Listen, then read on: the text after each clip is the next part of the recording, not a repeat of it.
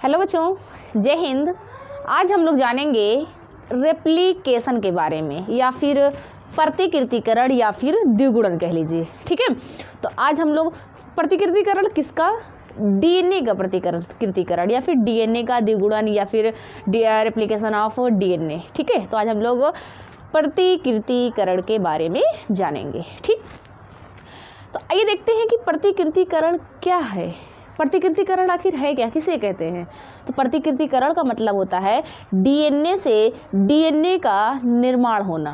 प्रतिकृतिकरण का मतलब डीएनए से डीएनए का निर्माण होना, यही कहलाता है प्रतिकृतिकरण। यानी कि डीएनए से निर्माण किसका, डीएनए का, यही प्रक्रिया क्या कहलाती है? द्विगुणन प्रतिकृतिकरण या फिर रेप्लिकेशन कहलाती है। ठीक है, डीएनए का निर्माण का मतलब, डीएनए आप लोगों ने सुना होगा कि डीएनए जो होता है वो डबल स्ट्रैंडेड ऐसे होता है, आरएनए जो होता है वो सिंगल स्ट्रैंडेड ऐसे होता है। यही तो पढ़ा है आपने। डीएनए द्विसूत्री होता है, आरएनए एक सूत्री होता है, या डीएनए द्विरज्जुक होता है, आरएनए एक रज्जुक होता है, यही होता है, एकल रज्जुक होता है। तो मान लीजिए डीएनए के दोनों रज्जुकों को, एक ये वाला सूत्र, ये वाला, और एक ये वाला सूत्र, इन दोनों को अलग कर दिया जाए। ऐसे कर दिया जाए, अलग कर दिया, फिर ऐसे ऐसे बना, कुछ भी बना ले, इसको सीधा कर दीजिए, सीधा हो जाएगा। ठीक है, मान लीजिए इसके दोनों सूत्रों को अलग कर दिया जाए, तो ये कभी अलग नहीं रहते। इनके दोनों सूत्रों को अलग करेंगे तो ये इसको खींचेगा नहीं, बल्कि अपने आप को फिर से पूरा करने के लिए अपना दूसरा सूत्र बनाने लगेगा। ये भी इसको खींचेगा नहीं, फिर से ये अपने आप को पूरा करने के लिए अपना दूसरा सूत्र बनाने लगेगा। ठीक है, इसी प्रक्रिया को कहा जाता है रेप्लिकेशन, प्रतिकृतिकरण या फिर डीएनए द्विगुणन। देखिए, डीएनए से डीएनए का निर्माण हो रहा है। जब डीएनए से डीएनए का निर्माण होता है, यानी कि डीएनए ही अपने आप को पूरा करने के लिए डीएनए का निर्माण करने लगता है, तो उसी प्रक्रिया को हम लोग कहते हैं डीएनए प्रतिकृतिकरण या फिर डीएनए रेप्लिकेशन या फिर डीएनए द्विगुणन। समझ में आ गया कि डीएनए द्विगुणन है क्या। ठीक है, डीएनए द्विगुणन जो है वो यूकैरियोटिक्स में भी होता है और प्रोकैरियोटिक में भी होता है। ठीक है, यूकैरियोट्स में भी होता है और प्रोकैरियोट्स में भी होता है। तो डीएनए जो द्विगुणन है वो यूकैरियोट्स में विभाजन की यस अवस्था में होता है। कब होता है? विभाजन की यस अवस्था में। कब होता है? विभाजन की यस अवस्था में होता है। आप लोगों ने पढ़ा है, जब विभाजन पढ़ते हैं तो G1 यस G2 अवस्थाएं होती है ना, G1 यस G2 अवस्थाएं होती हैं। तो जो यस अवस्था है, इसी में डीएनए का द्विगुणन होता है। किसमें? यूकैरियोट्स में। ठीक है, लेकिन जो प्रोकैरियोट्स है, प्रोकैरियोट्स में ये G1 यस G2 ये अवस्थाएं होती ही नहीं हैं। जब प्रोकैरियोट्स में G1 यस G2 अवस्थाएं होती ही नहीं हैं, इनमें द्विगुणन कब होगा? यूकैरियोट्स में द्विगुणन यस अवस्था में हो जा रहा है, यानी कि जब विभाजन हो रहा होगा तो उसकी जब यस अवस्था आएगी तो वहीं पर डीएनए का द्विगुणन होगा। डीएनए का द्विगुणन, एक कोशिका से नई कोशिका बनती है तो वो डीएनए का द्विगुणन होता है। ठीक है, तो जो डीएनए का द्विगुणन है वो यस अवस्था में होगा, लेकिन जो प्रोकैरियोट्स होते हैं इनका जो द्विगुणन है, इनमें ये तीनों अवस्थाएं नहीं होती ना, तो विभाजन से पूर्व होता है। कब होता है? विभाजन से पूर्व होता है। ठीक है, इनमें विभाजन की यस अवस्था में होता है और इसमें जो है विभाजन से पूर्व होता है। ठीक है, उसमें विभाजन की यस अवस्था में होता है, इसमें विभाजन से पूर्व। किसमें? यूकैरियोट्स में विभाजन की यस अवस्था में, प्रोकैरियोटिक में विभाजन से पूर्व होता है। क्या होता है? डीएनए का रेप्लिकेशन या फिर प्रतिकृतिकरण या फिर द्विगुणन होता है। ठीक है, अगला है एंडरगोनिक प्रक्रिया। ये क्या है? जब किसी क्रिया को करने के लिए, जब कोई काम को करने के लिए, कोई क्रिया को करने के लिए ऊर्जा की आवश्यकता हो, किसकी? ऊर्जा की आवश्यकता हो, तो उसे हम लोग कहेंगे एंडरगोनिक प्रक्रिया। क्या कहेंगे? एंडरगोनिक प्रक्रिया। डीएनए से, एक डीएनए है, जब डीएनए से दूसरे डीएनए का निर्माण होता है तो उसमें ऊर्जा की आवश्यकता पड़ती है। ठीक है, जब एक डीएनए से दूसरे डीएनए का निर्माण होता है तो उसमें ऊर्जा की आवश्यकता पड़ती है। जब जहाँ पर ऊर्जा की आवश्यकता हो उस प्रक्रिया को क्या कहेंगे, एंडरगोनिक प्रक्रिया। इसका मतलब एंडरगोनिक कहीं नाम आ जाए तो ये समझिएगा कि यहाँ पर ऊर्जा की, इस कार्य को करने के लिए ऊर्जा की आवश्यकता होगी। तो ये रेप्लिकेशन के लिए ऊर्जा की आवश्यकता होती है, इसीलिए रेप्लिकेशन जो है वो एक एंडरगोनिक प्रक्रिया। ठीक है, अगला है अर्ध संरक्षणीय या सेमी कंजर्वेटिव। अर्ध संरक्षणीय या सेमी कंजर्वेटिव। अर्ध संरक्षणीय का मतलब अभी हमने बताया कि डीएनए के दोनों सूत्रों को जब आप अलग कर देंगे ना, तो ये जो दोनों सूत्र ये इसी डीएनए के हैं, पुराने वाले, ये मतलब इसी डीएनए के हैं, है ना। लेकिन हमने बताया कि ये इसको अपने पास खींचने के बजाय ये अपने ऊपर ही नया सूत्र बनाने लगता है, अपने ऊपर ही नया सूत्र बनाने लगता है अपना जोड़ा बनाने के लिए। बाद में ये ऐसे मुड़ जाते हैं एक दूसरे में। ठीक है, तो ये तो पुराना वाला है, यानी कि इसका डीएनए है, ये नया बनाया हुआ है। तो जब कहीं पर एक सूत्र पुराना हो, दूसरा सूत्र नया हो, तो उसे हम लोग कहेंगे अर्ध संरक्षणीय या सेमी कंजर्वेटिव। यानी कि एक सूत्र पुराना और दूसरा सूत्र उसी के ऊपर नया बने, तो उसे हम लोग कहेंगे अर्ध संरक्षणीय प्रक्रिया या फिर सेमी कंजर्वेटिव प्रक्रिया। ठीक है, तो ये एक अर्ध संरक्षणीय प्रक्रिया है, मतलब इसमें अर्ध संरक्षणीय मतलब एक नया है और एक पुराना है। पुराना मतलब पिछले डीएनए से अलग हुआ और उसी के ऊपर एक नया बनता है। नया बनने के लिए पुराने की आवश्यकता होती है, यानी कि एक सूत्र होना चाहिए, उसी सूत्र पे ही दूसरा सूत्र बनेगा, तो उसे हम लोग कहेंगे अर्ध संरक्षणीय या फिर सेमी कंजर्वेटिव प्रक्रिया। ठीक है, अगला है द्विदिशीय या फिर बाई डायरेक्शनल। डीएनए जो है, डीएनए का द्विगुणन की जो प्रक्रिया है ये द्विदिशीय है। द्विदिशीय का मतलब दोनों दिशाओं में, द्विदिशीय का मतलब दोनों दिशाओं में। जैसे आप लोगों ने पढ़ा होगा कि जो प्रोकैरियोटिक कोशिकाएं होती हैं या फिर जीवाणु की जो कोशिका होती है, उसका जो डीएनए होता है, डीएनए कहाँ पर पाया जाता है, ये किस डीएनए की बात हम लोग कर रहे हैं, माइटोकॉन्ड्रिया वाले कि हरित लवक वाले? ना माइटोकॉन्ड्रिया वाले डीएनए की बात हो रही है, ना ही हरित लवक के डीएनए की बात हो रही है। यहाँ पर केंद्रक के डीएनए की बात हो रही है।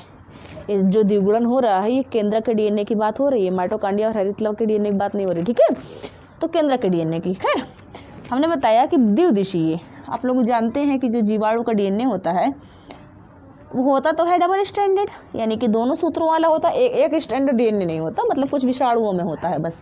ठीक है, बाकी सब में जो डीएनए है वो द्विसूत्री ही पाया जाता है। तो होता तो है डबल स्ट्रैंडेड, लेकिन ये सर्कल होता है। कैसा होता है? वृत्ताकार। डीएनए जो है दो प्रकार का होता है, एक लीनियर होता है यानी कि रेखीय। डीएनए दो प्रकार का होता है, एक लीनियर या फिर रेखीय, एक होता है वृत्ताकार या फिर सर्कुलर। ठीक है, तो हमारा जो डीएनए है वो रेखीय होता है, यानी कि हम लोगों का या फिर कहें यूकैरियोटिक का जो डीएनए होता है वो रेखीय या फिर लीनियर होता है। लेकिन जो प्रोकैरियोट्स होते हैं या फिर जीवाणु कह लीजिए, उनका जो डीएनए होता है वृत्ताकार या फिर सर्कुलर होता है। ठीक है, तो जो इनका जो डीएनए है वो सर्कुलर है, तो ऐसे होता है ना आपस में जुड़ा हुआ, लेकिन होता है गोल, यानी कि इसके छोर नहीं होते, इसका छोर नहीं होता। ठीक है, अब सर्कुलर है तो कहाँ से छोर होगा? छोर मतलब किनारा, इसका छोर नहीं होता। हमारा जो डीएनए वो लीनियर है, तो कहीं ना कहीं एक इसका किनारा ये है, एक इसका किनारा ये है। लीनियर है तो किनारा होगा ही, ऐसे है ना, तो एक किनारा ये, एक किनारा ये। हमारा डीएनए लीनियर है, लेकिन प्रोकैरियोट्स का डीएनए जो होता है वो सर्कुलर होता है। ठीक है, होता है द्विसूत्री सर्कुलर। तो ये जो डीएनए है, क्या इसका द्विगुणन कहीं से भी शुरू हो जाता है?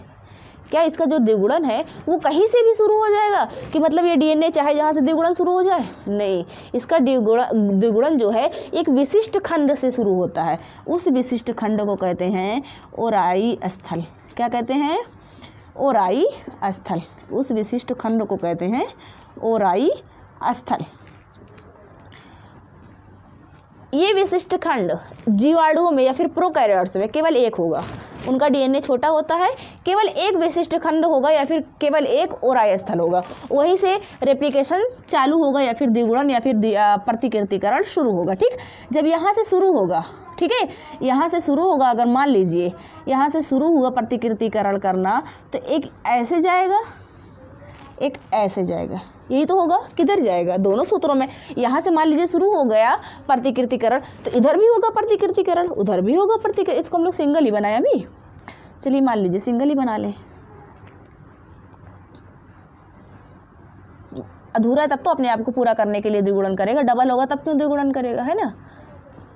तो मान लीजिए ये है सिंगल। अब एक इस दिशा में होगा ऐसे, एक इधर होगा ऐसे, यही तो होगा, ऐसे होगा ना। ये मान लीजिए ओराई स्थल है, यहाँ इधर भी प्रतिकृतिकरण, इधर भी, तो एक सूत्र इधर बनेगा, एक सूत्र इधर बनेगा। ये तब तक बनते रहेंगे जब तक दोनों सूत्र आपस में मिल नहीं जाते हैं, ठीक है। तो देखिए प्रतिकृतिकरण हो रहा है, तो एक इस दिशा में एक उस दिशा में, तो डीएनए प्रतिकृतिकरण की प्रक्रिया क्या हुई? द्विदिशीय हुई, बाई डायरेक्शनल हुई, ठीक है, बाई डायरेक्शनल या फिर द्विदिशीय हुई। क्योंकि ओराई स्थल से जब ये काम शुरू होता है तो वो दोनों दिशाओं में होता है, उधर भी होगा इधर भी होगा, तो इसे हम लोग कहेंगे द्विदिशीय होती है, ठीक है। अगला है अर्ध असतत या सेमी डिसकंटिन्यूअस। अर्ध असतत, अर्ध असतत ऐसे नहीं समझ में आएगा। अभी जब हम डीएनए का रेप्लिकेशन पढ़ाते जाएंगे तो आप लोगों को धीरे धीरे अर्ध असतत समझ में आता जाएगा क्या है, ठीक है। तो अभी हम आप लोगों को अर्ध असतत आगे बता देंगे। अगला है डीएनटीपीज। जो डीएनए है, डीएनए के द्विगुणन करने के लिए डीएनटीपीज बहुत महत्वपूर्ण भूमिका निभाता है, मतलब बहुत कार्य करता है, ठीक है। तो डीएनटीपीज का फुल फॉर्म होता है डीऑक्सीराइबोन्यूक्लियोसाइड ट्राईफॉस्फेट, डीऑक्सीराइबोन्यूक्लियोसाइड ट्राईफॉस्फेट्स, ठीक है। इसका काम क्या होता है? डीएनए को डीएनए बनाने के लिए जो ऊर्जा की, अभी आपने पढ़ा ना कि ये एक एंडरगोनिक प्रक्रिया, मतलब ऊर्जा की आवश्यकता होती है, लेकिन ये ऊर्जा मिलती कहाँ से है? ये भी तो है, ऊर्जा की आवश्यकता होती तो है, लेकिन ये ऊर्जा मिलती कहाँ से है? ऊर्जा की आवश्यकता होती है, लेकिन ये ऊर्जा मिलती कहाँ से है? तो ये ऊर्जा देने का कार्य यही डीएनटीपीज यानी डीऑक्सीराइबोन्यूक्लियोसाइड ट्राईफॉस्फेट करता है, ठीक है। तो ऊर्जा देने का काम कौन करता है? डीऑक्सीराइबोन्यूक्लियोटाइड ट्राईफॉस्फेट यानी कि एटीपी की जो ज़रूरत होगी वो एटीपी यही देगा, ठीक है। तो एनर्जी की जो आवश्यकता को ये पूरा करता है, साथ साथ न्यूक्लियोटाइड। अब बताइए, एक डीएनए का सूत्र है, डीएनए किससे बना होता है? आप लोगों को पता है ना, एडेनिन, ग्वानिन, थायमिन, साइटोसिन, यही होता है ना। तो एटीजीसी जो है, एटीजीसी, इनको ये कहाँ से मिलेंगे? तो ये जो डीएनटीपीज है, यानी कि दूसरे सूत्रों को बनाने के लिए इन्हीं चारों चीज़ों की तो ज़रूरत है। एटीजीसी ये नहीं होंगे तो ये आपस में जुड़ेंगे नहीं, और जुड़ेंगे नहीं तो ये सूत्र बड़ा बनेगा नहीं, यही तो होगा। तो एटीजीसी की जो आवश्यकता है उस आवश्यकता की पूर्ति करता है डीएनटीपीज। तो डीएनटीपीज का कार्य है एनर्जी यानी कि ऊर्जा की आवश्यकता को पूर्ति करता है तथा न्यूक्लियोटाइड को भी पहुंचाता है, यानी कि उसका भी इंतज़ाम यही करवा देता है। कौन? डीएनटीपीज। अगला है ओराई स्थल, जो हमने अभी आपको बता दिया ओराई स्थल, ठीक है। ओराई स्थल बताए ना कि जो डीएनए का द्विगुणन है वो कहीं चाहे जहाँ से नहीं शुरू हो जाता, डीएनए के द्विगुणन के लिए एक मेन विशिष्ट खंड होता है, उस विशिष्ट खंड को क्या कहा जाता है? ओराई स्थल।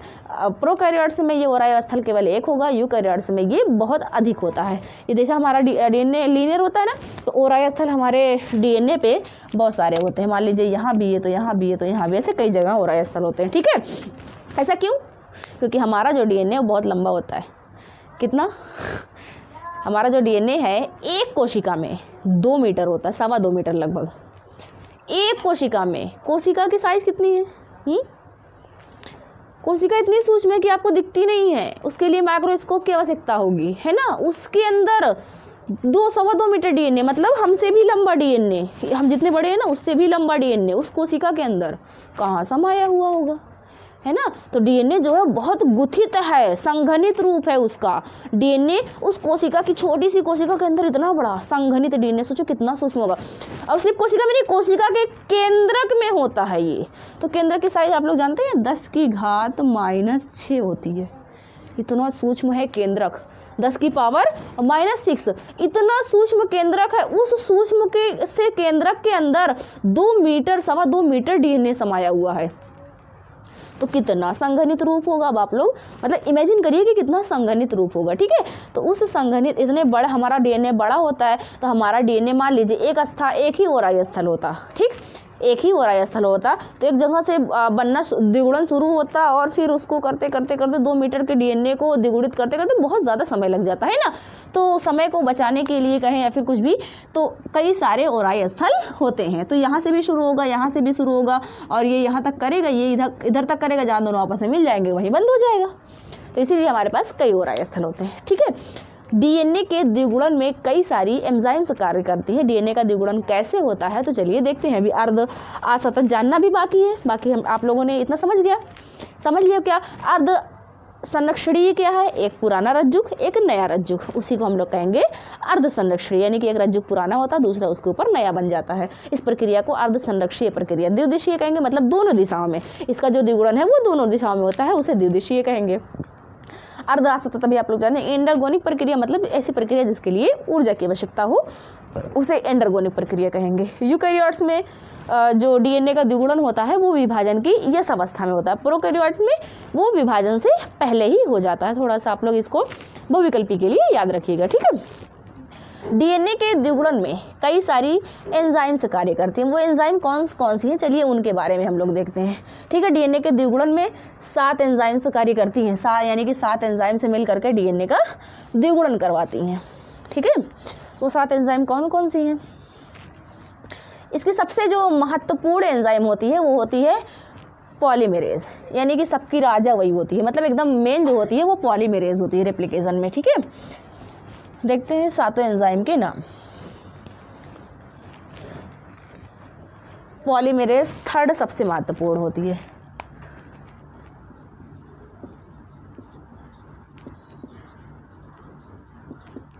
रेप्लिकेशन में 7 एंजाइम कौन? हेलिकेज, इसे अनवाइंडिंग भी कहा जाता है, अनवाइंडिंग एंजाइम या अनवाइंडिंग प्रोटीन। ठीक है, इसे अनवाइंडिंग प्रोटीन भी कहा जाता है। इसका नाम है हेलिकेज, एक एंजाइम हो गई। दूसरी है डीएनए टोपो आइसोमेरेज, इसे कहते हैं, इसे एक नाम और से जानते हैं डीएनए गाइरेज, इसे डीएनए गाइरेज के नाम से भी जाना जाता है। ठीक है, डीएनए टोपो आइसोमेरेज कही है, डीएनए गाइरेज कही है, बात वही है। तीसरा है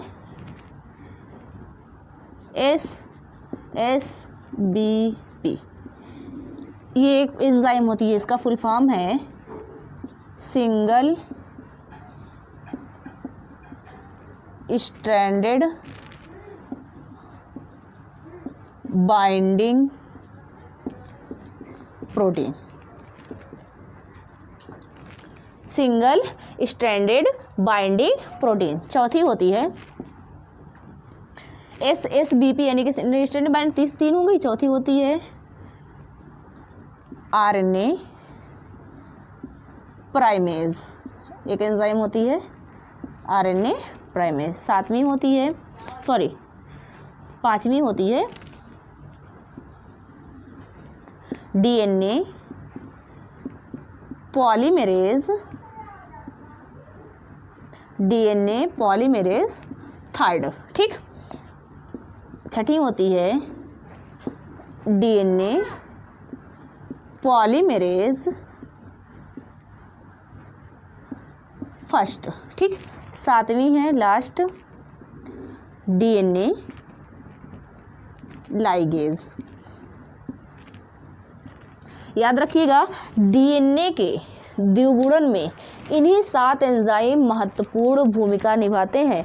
इन सब को जब अभी आगे आप लोगों को डीएनए का रेप्लिकेशन समझाते रहेंगे, उन सब में इन 7 का कार्य बता देंगे क्या क्या है। बहुत महत्वपूर्ण है, बहुत ही ध्यान से पढ़िएगा। डीएनए का चैप्टर छूटता ही नहीं है एग्जाम में, उससे तो क्वेश्चन आने ही आने हैं। और इंटर रहा तो एंजाइम से भी क्वेश्चन ले लेता है कि कौन सी एंजाइम का क्या कार्य होता है। ठीक है, तो इसको बहुत ही ध्यान से देखिएगा। 7 एंजाइम होती हैं। हेलिकेज, इसे अनवाइंडिंग प्रोटीन भी कहा जाता है। डीएनए टोपोआइसोमेरेज, इसे डीएनए गाइरेज के नाम से जाना जाता है, ठीक है। तीसरी है एसएसबीपी यानी कि सिंगल स्ट्रैंडेड बाइंडिंग प्रोटीन। चौथा है आरएनए प्राइमेज। चौथी एंजाइम है। पांचवी है डीएनए पॉलीमेरेज थर्ड। छठी एंजाइम है डीएनए पॉलीमेरेज फर्स्ट। और सातवीं है डीएनए लाइगेज। ये 7 एंजाइम जो है वो डीएनए के द्विगुणन में महत्वपूर्ण भूमिका निभाती हैं। चलिए ठीक है, इतना आप लोगों को याद हो गया कि डीएनए के रेप्लिकेशन में या प्रतिकृतिकरण में या फिर द्विगुणन में कौन कौन सी एंजाइम होती हैं। तो आप लोग 2-4 बार बोल लीजिएगा तो याद हो जाएगा। पहली है हेलिकेज, दूसरी है टोपोआइसोमेरेज जिसे गाइरेज के नाम से भी जाना जाता है। तीसरी है एसएसबीपी यानी कि सिंगल स्ट्रैंडेड बाइंडिंग प्रोटीन। चौथी है आरएनए प्राइमेज। पांचवी है डीएनए पॉलीमेरेज थर्ड। और छठी है डीएनए पॉलीमेरेज फर्स्ट। सातवीं है डीएनए लाइगेज। यही 7 होती हैं। आप लोग 2-4 बार बोलिएगा तो आप लोगों को अच्छे से याद हो जाएगी, ठीक है। इन 7 एंजाइम के चलिए अब कार्य को देख लेते हैं। तो जो डीएनए का द्विगुणन है वो सबसे पहले कैसे प्रारंभ होगा, दोनों उसके सूत्रों को पहले तो अलग करना होगा तभी तो उसका द्विगुणन होगा। तो हम लोग इसको थोड़ा सा इरेज कर दें तब देखते हैं। आप लोग इसको नोट कर लीजिएगा, ठीक है। इरेज करके हम लोग अच्छे से देखते हैं कि डीएनए का जो द्विगुणन है वो होता कैसे है, ठीक।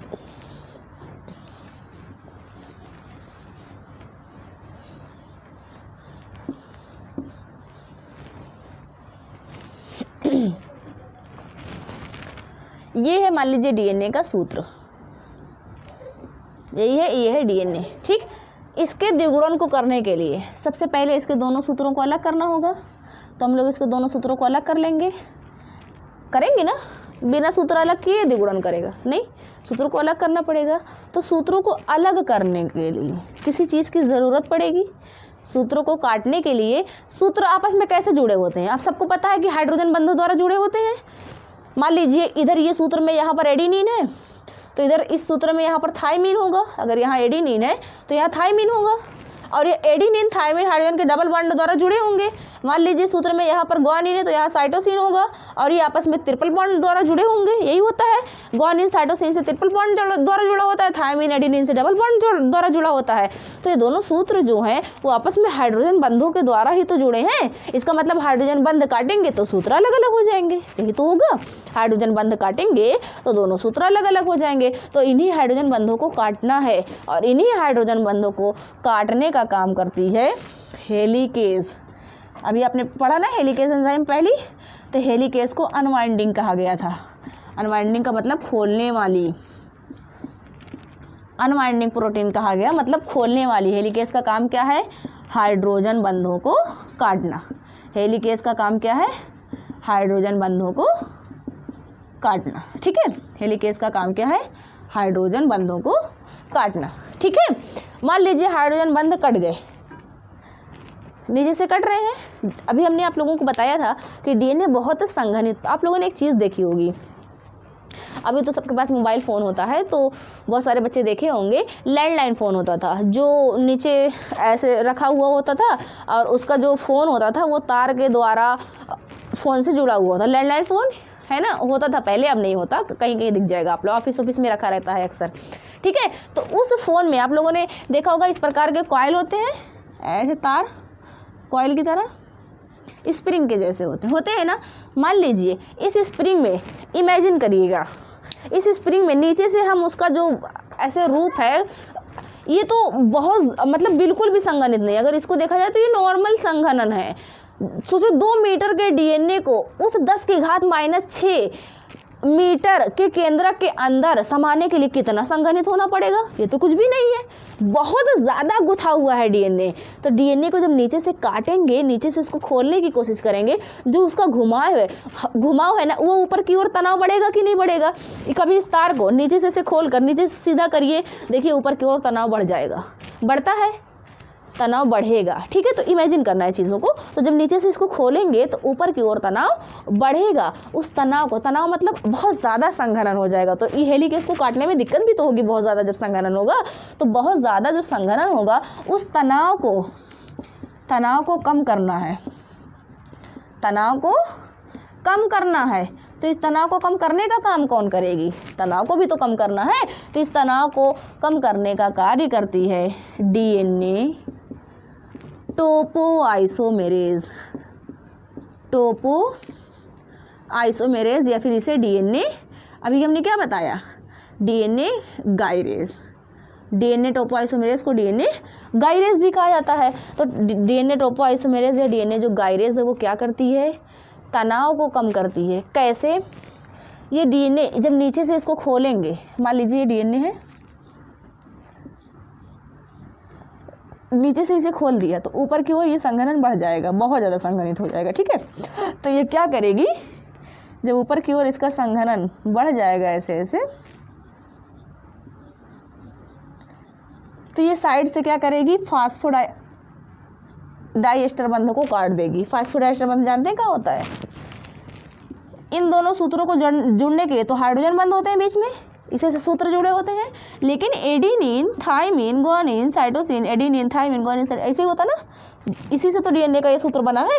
ये आपस में कैसे जुड़े होते हैं कि ये लंबाई बढ़ती जाती है, ये आपस में जुड़े होते हैं फास्फोडाइएस्टर बंध द्वारा। किसके द्वारा, फास्फोडाइएस्टर बंध, ये आपस में फास्फोडाइएस्टर बंध द्वारा जुड़े होते हैं। तो फास्फोडाइएस्टर बंध ये साइड में तो हुआ, सूत्र पर हुआ, तो क्या करती है डीएनए टोपो आइसोमेरेज, ये इसी फास्फोडाइएस्टर बंधों के इस साइड से, यानी यहाँ से फास्फोडाइएस्टर बंध को काट देगी, कुछ दूर के फास्फोडाइएस्टर बंध को काट देगी। अब जब दोनों तरफ से मान लीजिए फास्फोडाइएस्टर बंध कट गया तो सूत्र तो खुल जाएंगे, है ना।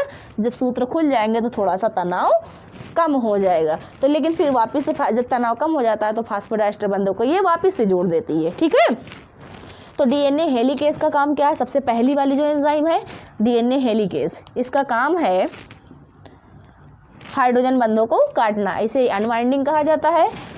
और दूसरा है डीएनए टोपो आइसोमेरेज या फिर डीएनए गायरेज, इसका काम है फास्फोडाइएस्टर बंधों को काटना जोड़ देना, इसका काम है फास्फोडाइएस्टर बंधों को काटना जोड़ देना, ठीक है। इसका काम है फास्फोडाइएस्टर बंधों को काटना और जोड़ देना, ठीक है।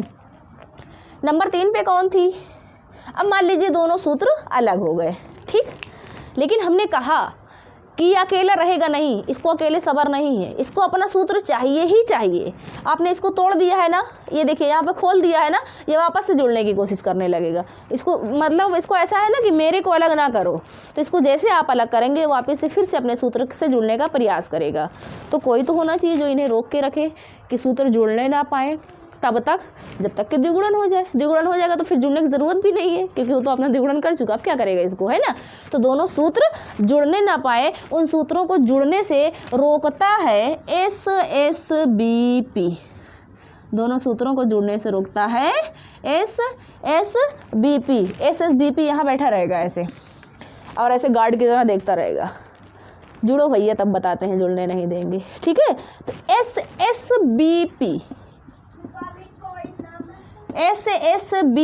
इसका काम क्या है, दोनों सूत्रों को जुड़ने से रोकना, यानी कि दोनों अलग अलग है तो अलग अलग रहो, जुड़ने नहीं देंगे। कौन कहता है, SSBP कहता है, ठीक है। SSBP का काम है दोनों सूत्रों को जुड़ने से रोकना। हेलिकेज का काम है हाइड्रोजन बंधों को काटना, और टोपो आइसोमेरेज का काम क्या है, तनाव को कम करना। SSBP का काम है दोनों को जुड़ने से रोकना, अलग अलग करके रखे रहेगी, जुड़ने नहीं देगी, ठीक। मान लीजिए अब दोनों अलग अलग करके रखे हैं, ठीक। अब यहाँ पर सबसे मतलब पूरे सातों एंजाइम में सबकी रानी होती है डीएनए टोपो डीएनए पॉलीमेरेज थर्ड, मतलब सबकी महारानी यही है। महारानी कहने का अर्थ है कि ये जो डीएनए पॉलीमेरेज थर्ड है, मेन यही डीएनए के सूत्र पर चलती है और उसका द्विगुणन करती है। मतलब द्विगुणन करना इसी का काम है, ये लोग अपना काम कर रहे हैं, मेन द्विगुणन करने का काम यही करती है। मतलब ये सूत्र अलग है, दोनों सूत्र अलग अलग हैं, इस पे पॉलीमेरेज ऐसे चलेगी और इसके जो है दूसरे सूत्र को बनाती जाएगी। लेकिन ये है नखड़ई बहुत, इसके पास है बहुत नखड़ा, कहती है कि मैं शुरुआत नहीं करूँगी, मतलब डीएनए का द्विगुणन करने की ये शुरुआत नहीं करेगी। ये कह रही है कोई शुरुआत अगर कर दे तो उसके आगे मैं कंटिन्यू कर दूँ, अगर कोई शुरुआत करके देगे तो उसके आगे मैं काम कर दूँगी, लेकिन मैं शुरुआत नहीं करूँगी। तो शुरुआत करने के लिए कोई तो चाहिए, है ना। बहुत नखड़ा है, रानी है ना, इसीलिए मतलब मेन काम इसी का, मुख्य भूमिका सबसे यही निभाती है, तो नखड़ा करती है, तो ये शुरुआत नहीं करेगी। अब शुरुआत करने के लिए कौन आएगा, तो यहाँ पर होगा कार्य करेगा आरएनए प्राइमेज। अभी आप लोगों ने पीछे जब वीडियो को पीछे करिएगा देख लीजिएगा आप कि हमने 7 एंजाइम, उसमें आरएनए प्राइमेज का भी नाम है ना। तो जो आरएनए प्राइमेज है ये क्या करेगा, मान लीजिए ये तो कह रही है मैं शुरुआत नहीं करूंगी, मतलब न्यू मैं नहीं रखूंगी, कोई न्यू रख दे अगर तो आगे मैं कंटिन्यू कर दूंगी। घर बनाना है लेकिन न्यू ये नहीं रखेंगी, अगर कोई न्यू रख दे तो ये घर बना देंगी, ठीक है। कौन, पॉलीमेरेज थर्ड, ठीक। तो न्यू रखने का काम कौन करेगा, आरएनए प्राइमेज। न्यू रखने का काम कौन करेगा, आरएनए प्राइमेज। आरएनए प्राइमेज क्या करेगा, ये जो दोनों सूत्र अलग हुए, मान लीजिए ये दोनों है, इसको थोड़ा सा अलग से स्ट्रक्चर बना दें। 1 मिनट, किसका काम, अब आपने 3 का जान लिया। हेलिकेज जो है हाइड्रोजन बंधों को काटेगा, टोपो आइसोमेरेज, हेलिकेज हाइड्रोजन बंधों को काटेगा, और टोपो आइसोमेरेज जो है जिसे हम लोग डीएनए गायरेज कहते हैं वो तनाव को कम करेगा, यही होता है ना। और एसएसबीपी क्या करेगा, दोनों सूत्रों को जुड़ने से रोकेगा, कह रहा जुड़ना नहीं है तब तक जब तक द्विगुणन ना हो जाए, ठीक है। मान लीजिए हम ऐसे डायग्राम बनाते हैं थोड़ा सा, मान लीजिए ये सूत्र हमने अलग किया, आगे है डीएनए का संघनित रूप, गुथा हुआ रूप, आगे डीएनए है, ठीक। नीचे हमने इन सूत्रों को काट कर अलग कर, हाइड्रोजन बंधों ने इसे काट दिया है, यहाँ पर एसएसबीपी बैठी हुई है इनको जुड़ने से रोकने के लिए, और आगे ऊपर जो है टोपो आइसोमेरेज जो है वो तनाव को कम कर रही है, ठीक है। तो मान लीजिए अब काम आया डीएनए पॉलीमेरेज का, थर्ड का ना, यानी कि अब वो जब खुल उल गए हैं तो पॉलीमेरेज थर्ड को बना, इसका द्विगुणन करना चाहिए क्योंकि ये खुल चुके हैं ना, अब इसको अपना द्विगुणन कर देना चाहिए, करना चाहिए। लेकिन है ये नखड़ई, ये कह रही है हम न्यू तो रखेंगे नहीं, है ना, ये नखड़ई है, ये कह रही है न्यू तो हम रखेंगे नहीं, न्यू रखने का काम कोई और कर दे तो भाई हम अपना कंटिन्यू कर देंगे आगे। तो न्यू रखने का काम करती है आरएनए प्राइमेज, अभी आपको बताया न्यू रखने का काम करती है आरएनए प्राइमेज। आरएनए प्राइमेज क्या करेगी, आरएनए प्राइमर को यहाँ पर खंड के ऊपर छोटा सा आरएनए प्राइमर रख देगी। आरएनए प्राइमेज क्या करेगी, रख देगी आरएनए प्राइमर, आरएनए प्राइमर रखेगी। आरएनए प्राइमर क्या है, 8 से 10 न्यूक्लियोटाइड का एक छोटा सा खंड है, मतलब 8 से 10 एडेनिन, ग्वानिन, थाइमिन, साइटोसिन जो होते हैं वो 8 से 10 की संख्या में जुड़ करके एक छोटा सा खंड बना लेते हैं, उस खंड को हम लोग कहते हैं प्राइमर। उस खंड को हम लोग क्या कहते हैं, प्राइमर। इस प्राइमर को ला करके यहाँ पर रखने का काम कौन करता है, आरएनए प्राइमेज करती है, यानी कि इस खंड पे, यानी कि डीएनए के इस सूत्र पे इस खंड को जोड़ने का काम कौन करेगी, आरएनए प्राइमेज करती है, ठीक है। आरएनए प्राइमेज जोड़ेगी, लेकिन किसको जोड़ेगी, आरएनए प्राइमर को जोड़ेगी, ठीक है। तो आरएनए प्राइमर यानी कि थोड़े 8 से 10 न्यूक्लियोटाइड के छोटे से क्षारक होते हैं, छोटे से खंड होते हैं, जैसे एडेनिन है, thymine, guanine, cytosine, adenine, thymine, guanine, मतलब छोटा सा खंड, यही छोटा सा खंड उठा करके ला करके यहाँ रख देगी। अब बताइए जब खंड रख गया तो शुरुआत तो हो गई, क्योंकि द्विगुणन करने के लिए क्या चाहिए, इन्हीं चीज़, एडेनिन, ग्वानिन, थाइमिन, साइटोसिन, यही तो चाहिए, इसी से तो जुड़ करके आगे जाते जाएंगे और डीएनए का द्विगुणन होता चला जाएगा, यही होगा। तो इसको ला करके रख दिया, यानी कि न्यू तो रखा गई। अब जब न्यू रख उठी है तो अब जो नखड़ई है ये डीएनए पॉलीमेरेज थर्ड, ये तो अपना काम करेगी ही, है ना, न्यू तो रख उठी है, ये अपना काम अब करना शुरू करेगी।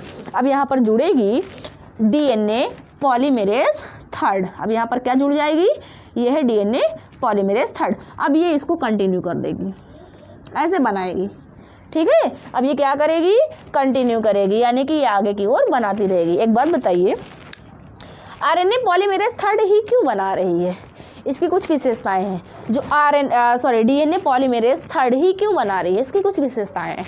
जो डीएनए पॉलीमेरेज थर्ड है ये कभी गलती नहीं करती, मतलब बहुत सटीक चलती है। एडेनिन, ग्वानिन, थाइमिन, साइटोसिन जो जोड़ना है ये उठपटांग नहीं जोड़ती, चाहे जो ला करके रख दे, ये बिल्कुल सटीक जुड़ती है, बहुत कभी गलती नहीं करती। मान लीजिए अगर इससे गलती हो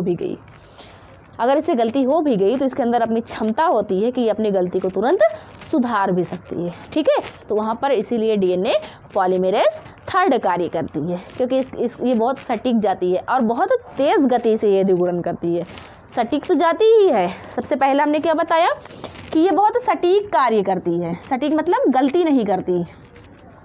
दूसरा, ये तेज़ गति से द्विगुणन करती है। ये द्विगुणन कैसा करती है? तेज़ द्विगुणन करती है, यानी कि जल्दी जल्दी करेगी। ठीक है। तीसरा, इसकी खासियत होती है हमेशा 5' से 3' हो जाती है। इसका क्या मतलब? बहुत इंपॉर्टेंट है, याद रखिएगा। हमने आप लोगों को एक बार जब डीएनए पढ़ा रहे थे, डीएनए के कोई एक वीडियो हमने बनाई थी ना, उसमें बताया था डीएनए का जो द्विगुणन होता है वो 5' से 3' दिशा में होता है। कभी 3' से 5' दिशा में नहीं होता, हमेशा 5'। मान लीजिए डीएनए का ये सूत्र है ना, ये इसका 3' सिरा है और ये 5' सिरा है। ये 5' सिरा है, ये 3' सिरा है। यही होगा। एक 3' होता है, एक दूसरे का मतलब एंटी क्लॉकवाइज होता है, आप लोग जानते ही हैं, क्योंकि ये एक दूसरे के अपोजिट होते हैं ना, एंटी पैरेलल होते हैं। ये एक दूसरे के बिल्कुल उल्टे होते हैं। अगर ये 3' है तो ये 5' होगा, वो 5' है तो ये 3' होगा। यही होता है, ये एक दूसरे के उल्टे होते हैं। ठीक है। 3' 5' होता है। तो ये सिरा मान लीजिए 3' है, तो आप लोग सोच रहे हैं मैं 5' से 3' की ओर होता है, हमने तो 3' पे रख दिया इसको। तो ये बताइए, एक सूत्र इसका 3' है ना, लेकिन जो बनेगा दूसरा नया सूत्र बनेगा वो कैसा होगा? 3' से 5' ही तो होगा। ये जो डीएनए होता है, मान लीजिए ये 3' है अगर, तो इसका दूसरा सूत्र 5' होगा। ये 5' है तो इसका ये दूसरा सूत्र 3' होगा। यही होगा ना। तो ये बताइए, ये जो 3' है इसको अलग कर दीजिए, मान लीजिए दोनों सूत्रों को अलग कर दें, ऐसे कर दें। तो ये 3' है तो ये 5' और ये 5' है तो ये 3'। यहाँ पर लिखा हुआ 5' से 3' की ओर, ऐसे 5' से जाता है ना, तो क्या इधर से आएगा, यहाँ से ऐसे आएगा, इधर से बनना शुरू हुआ, ऐसा आ गया। ऐसा कभी होता है? ये 5' सिरा है तो इधर से बनना शुरू होगा, ऐसे आ जाएगा। ऐसे होगा? ऐसे नहीं होता, ये ऐसे होगा। क्यों? क्योंकि ये सिरा 3' का है, इसका जो सिरा है ये 5' होना चाहिए ना। अगर 5' से 3' की ओर होने लगता, ये 5' हो जाता सिरा और ये 3' हो जाता। अगर मान लीजिए ऐसे बनता तो 5 5 दोनों एक जैसे। ऐसा होता है कभी डीएनए में? नहीं होता ना, एक दूसरे के अपोजिट होते हैं। तो इसीलिए ये ऐसे बनता है, 5' से 3' की ओर। ये 3' है, ये 5' सिरा है दूसरा वाला, तो ये वाला दूसरे वाले सिरे का है 5' से 3' की ओर, ऐसे बनेगा। ठीक है। तो ये नीचे 5' ऊपर 3' होगा। तो हमेशा ये जो डीएनए पॉलीमेरेज 3 है, ये 5' से 3' की ओर ही गति करती है, आगे की ओर बढ़ती है और उसी दिशा में द्विगुणन करती है। तो याद रखिएगा, 5' से 3' की ओर द्विगुणन होता है, कभी 3' से 5' द्विगुणन नहीं होता है। ठीक है। तो मान लीजिए अब आ गई महारानी, यहाँ आकर के बैठ गई, अब द्विगुणन कर रही हैं। अब ये इधर कंटिन्यू करेंगी और द्विगुणन करती रहेंगी। ठीक है। लेकिन एक सूत्र तो 5' से 3' है, लेकिन दूसरा सूत्र यहाँ पर तो 5' से है ही, तो यहीं से अगर बनना शुरू हो जाए तो ये भी तो 5' हो जाएगा, क्योंकि ये 5' ही जाएगा, ये 3' नहीं जाने वाला। तो मान लीजिए ये भी अगर नीचे से हो ऐसे, तो ये भी तो 5' हो जाएगा, ये भी 5' हो जाएगा। तो 5' ये 5' ये, क्या ऐसा हो सकता है दोनों सूत्र 5' हो?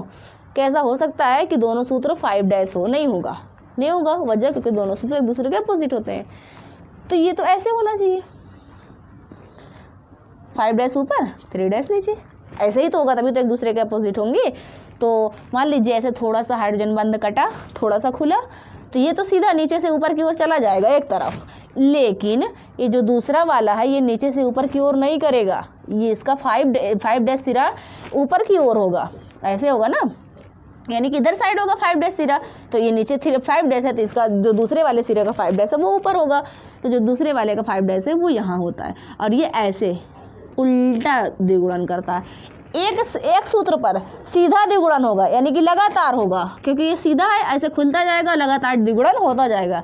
लेकिन दूसरे सूत्र पर लगातार नहीं होता, टुकड़े टुकड़े में होता है। क्योंकि मान लीजिए थोड़ा सा कटा, थोड़ा सा खुला, द्विगुणन हुआ, ये तो सीधा ऐसे हो गया, और आगे खुलेगा तो और आगे चला जाएगा द्विगुणन, और आगे खुलेगा और आगे चला जाएगा, तो लगातार पॉलीमेरेज 3 करता रहेगा इस वाले सूत्र के। लेकिन इस वाले सूत्र थोड़ा सा कटा, ऊपर से नीचे हुआ, अब थोड़ा सा और कटेगा तो फिर ऊपर से नीचे होगा, कभी नीचे से ऊपर नहीं होगा, फिर ऊपर से नीचे होगा, फिर थोड़ा और कटेगा, फिर ऊपर से नीचे होगा, 5' से 3' की ओर। तो इसमें टुकड़े टुकड़े पर होगा, लगातार नहीं हो सकता, क्योंकि ऊपर से नीचे हो रहा है, नीचे तो बन चुका है, अब ऊपर जाना है ना, तो फिर ऊपर से नीचे होगा, फिर बन चुका है, फिर ऊपर जाएगा, फिर ऊपर से नीचे होगा, फिर बन चुका है। तो एक सिरे पर टुकड़े में बनेगा, एक सिरे पर लगातार बनेगा, इसीलिए इसे अर्ध असतत कहते हैं, डिसकंटिन्यूअस। अभी हमने आप लोगों को 3 चीज़ बताई थी, अर्ध संरक्षी और द्विदिशीय, अर्ध असतत। अर्ध संरक्षी बता दिए थे, एक पुराना एक नया, द्विदिशीय मतलब दोनों दिशाओं में, है ना। अर्ध असतत हमने बताया था ना कि आगे अभी बताएंगे, तो यहीं पर होता है अर्ध असतत। अर्ध असतत का मतलब एक लगातार हो रहा है, दूसरा लगातार नहीं हो रहा। ये देखिए, ये लगातार हो रहा है द्विगुणन, ये लगातार नहीं, ये खंडों में हो रहा है, टुकड़ों में हो रहा है, छोटे छोटे खंडों में हो रहा है, इसीलिए इसे हम लोग कहते हैं अर्ध असतत। क्या कहते हैं? अर्ध असतत। क्या कहते हैं? अर्ध असतत, डिसकंटिन्यूअस। एक तो कंटिन्यू हो रहा है, कंटिन्यू नहीं हो रहा, इसीलिए इसे अर्ध असतत के नाम से जानते हैं। समझ में आ गया अर्ध असतत क्या है? ये एक टुकड़े में होगा, एक सूत्र पर, एक सूत्र पर लगातार होगा। कौन से सूत्र पर लगातार हो रहा है? 3 से 5 सिरे पर लगातार हो रहा है, 5 से 3 सिरे पर लगातार नहीं हो रहा है। ठीक है, तो जो छोटा छोटा खंड बन रहा है, इन खंडों को कहते हैं ओकाज़ाकी खंड। इन खंडों को क्या कहते हैं? ओकाज़ाकी खंड। इन खंडों को क्या कहेंगे? ओकाज़ाकी खंड। ये जो छोटे छोटे खंड बने हैं, इन्हें ओकाज़ाकी खंड के नाम से जानेंगे। डीएनए पॉलीमेरेज थर्ड इसी प्रकार से अभी लगातार द्विगुणन करती जाएगी। ठीक है, अब ऐसे द्विगुणन हो जाएगा। द्विगुणन हो जाएगा तो पूरा डीएनए जो है वो एक दूसरे से अलग हो जाएगा और द्विगुणन हो जाएगा। ये अपना अलग जोड़ा बना लेगा, ये अपना अलग जोड़ा। अब देखिए, एक डीएनए से 2 डीएनए बन गया, 2 सूत्रों का 2 डीएनए बन गया। लेकिन एक बात ये बताइए कि यहाँ पर जो आरएनए प्राइमर लगा हुआ है, क्या ये नहीं हटेगा? ये भी हटेगा। क्यों? डीएनए में आरएनए का क्या काम होगा ना? डीएनए में आरएनए का क्या काम? तो इस आरएनए प्राइमर को हटाना भी तो है। तो इस आरएनए प्राइमर को हटाने का काम करता है डीएनए पॉलीमेरेज फर्स्ट। इस आरएनए प्राइमर को हटाने का काम कौन करता है? DNA polymerase first. RNA primer को कौन हटाएगा? डीएनए। अभी आप लोगों को जो एंजाइमों की लिस्ट दिए थे, हेलिकेज, टोपोआइसोमेरेज या फिर गाइरेज, एसएसबीपी और आरएनए प्राइमेज और डीएनए पॉलीमेरेज थर्ड, उसके बाद डीएनए पॉलीमेरेज फर्स्ट 6 नंबर पे लिखे थे, तो उसका काम यही है। इस आरएनए प्राइमर जब देख लेगा कि अर्ध असतत यानी कि ये जो कंटिन्यू में द्विगुणन हो रहा है, तो आरएनए प्राइमर को हटाने का काम करेगी डीएनए पॉलीमेरेज फर्स्ट। ये आरएनए प्राइमर को हटाएगी। ठीक है, आरएनए प्राइमर को यहाँ से हटा देगी। ये बताइए, जब आरएनए प्राइमर को इसने हटा दिया तो यहाँ के तो जो खाली स्थान बच गया ना, खाली जगह बच गई ना, तो ये जो खाली जगह है, इस खाली जगह को भरने का भी काम यही करेगी डीएनए पॉलीमेरेज फर्स्ट। खाली जगह को भरेगी भी, उस खाली जगह से आरएनए प्राइमर को हटाएगी भी। ये जगह कौन सी है? ओराई स्थल है ना, क्योंकि यहीं से तो डीएनए का द्विगुणन शुरू हुआ। अगर यहाँ से डीएनए का द्विगुणन शुरू हुआ है तो इस जगह को हम लोग क्या कहेंगे? ओराई स्थल कहेंगे। ये एक ओराई स्थल है। तो ओराई स्थल पर जो आरएनए प्राइमर लगा हुआ था, इसको हटाएगा कौन?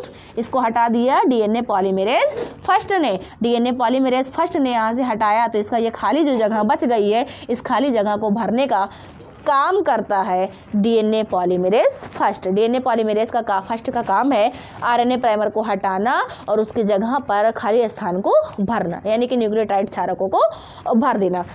ठीक है, न्यूक्लियोटाइड क्षारकों का भर देना। ठीक, डीएनए पॉलीमेरेज फर्स्ट।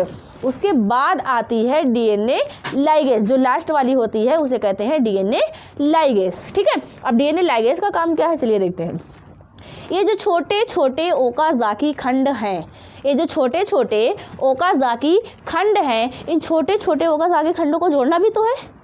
कैसे जुड़े होते हैं? आपस में हाइड्रोजन बंध द्वारा। क्या ये आपस में हाइड्रोजन बंध द्वारा जुड़े होंगे? ये दोनों सूत्र आपस में हाइड्रोजन बंध द्वारा जुड़े होते हैं। ये नहीं हाइड्रोजन बंध द्वारा जुड़ता।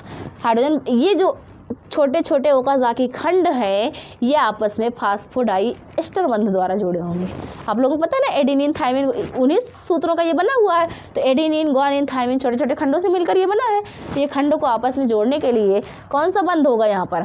फास्फोडाई एस्टर बंध, यही तो होगा।